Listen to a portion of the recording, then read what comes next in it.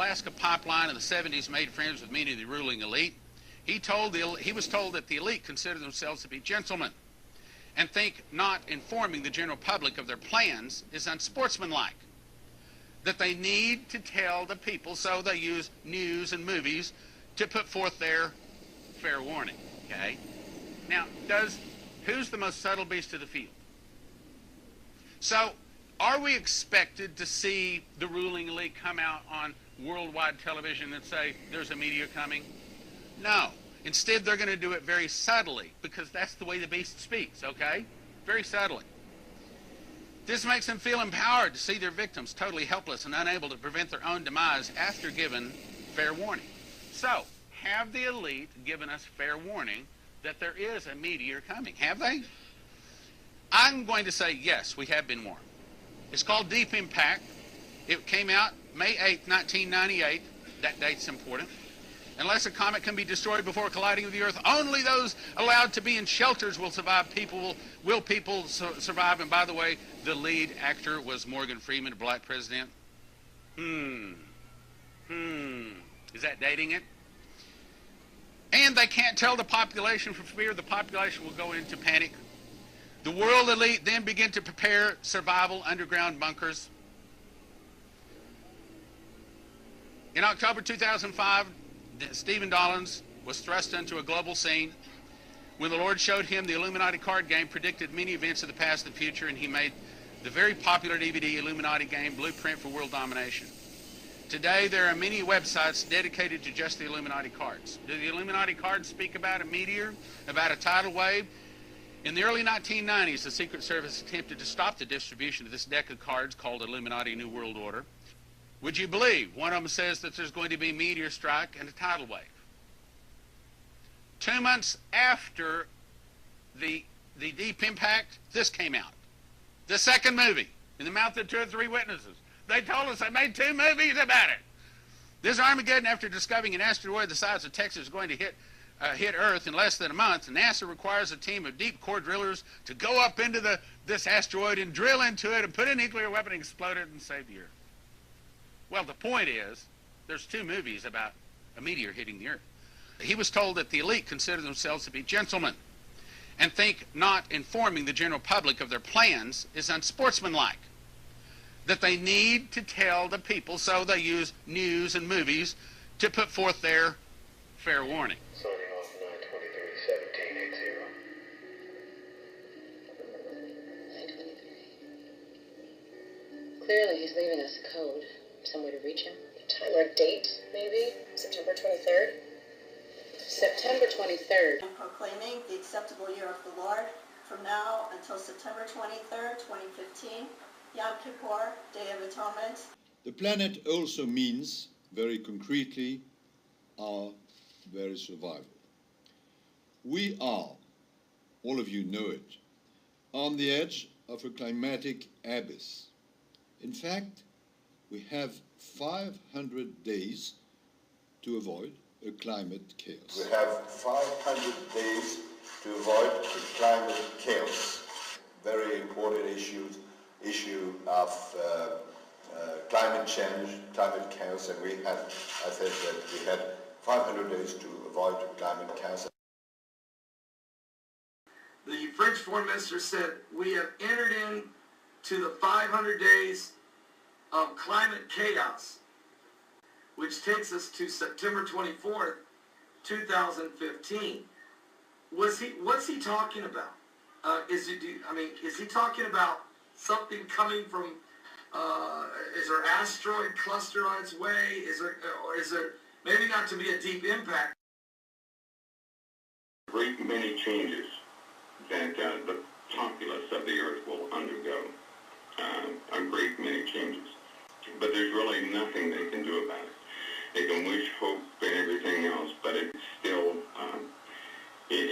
coming, and it's going to change just about everything. Now, are you referring to that some type of meteorites or some type of asteroid or something is going to affect the Earth approximately 500 days from now, about the same time he's talking? Now, he made this statement, folks, on May the 13th, 500 days from then is actually September 23rd, September 24th, I believe it is, which is actually the Day of Atonement.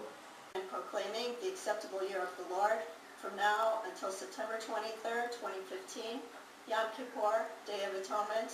I believe the public announcement with the PR individuals was to mitigate a catastrophe. There are 500 days left. There's a 500-day window to mitigate it. But most people have agreed it's far too late to mitigate anything. There's nothing we can do. And it's coming anyway. So you're looking at, pastors, important to let you know that they actually believe in the sixth seal of Revelation. And I beheld, when he had opened the sixth seal, and lo, there was a great earthquake, and the sun became black as sackcloth of hair, and the moon became as blood, and the stars of heaven fell unto the earth, even as a fig tree casteth her untimely figs when she is shaken of a mighty wind. And heaven departed as a scroll when it is rolled together, and every mountain and island were moved out of their places. And the kings of the earth, and the great men, and the rich men, and the chief captains, and the mighty men, and every bondman, and every free man, hid themselves in the dens and in the rocks of the mountains, and said to the mountains and rocks, Fall on us, and hide us from the face of him that sitteth on the throne, and from the wrath of the Lamb. For the great day of his wrath is come, and who shall be able to stand? They think it could be maybe the sixth seal? Well, the celestial happenings are on their way. They're very real, and the sixth seal is troublesome. But there are massive asteroids orbiting near Earth. Asteroids that would dwarf a modern city. Asteroids that, no matter where they hit, would cause global destruction.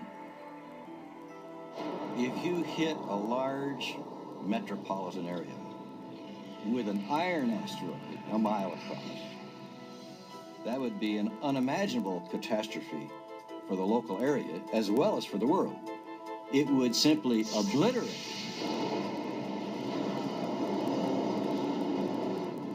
It would explode with 30,000 megatons of force, more power than the entire nuclear arsenals of all the armies of the world. People at ground zero would never know what hit them. Millions would die in the first instant. The air, superheated to 9,000 degrees, would ripple outward hundreds of miles, and millions more would perish. An entire metropolitan city would be wiped from the face of the earth. The impact would trigger an Armageddon of worldwide disasters. The initial impact would literally cause the whole planet to shake. Every major fault line could fail. And I beheld, when he had opened the sixth seal, and lo, there was a great earthquake, and the sun became black as sackcloth of hair, and the moon became as blood. First is an earthquake that, depending on the size and speed of the impact, could be pretty severe, and it would be felt all over the world. Billions of tons of earth, heated white hot, would be hurled into the atmosphere and then fall back to Earth, igniting fires over the entire planet. These secondary impacts there'd be billions of them. They would be all over the world, and they would serve to raise the temperature of the whole atmosphere. If you're outside, you'd be facing temperatures as high as an oven set to broiling. The first angel sounded his trumpet, and there came hail and fire mixed with blood, and it was hurled down on the earth. A third of the earth was burned up, a third of the trees were burned up, and all the green grass was burned up. There'd be ground fires, forest fires all over the planet. Anything that could burn would burn.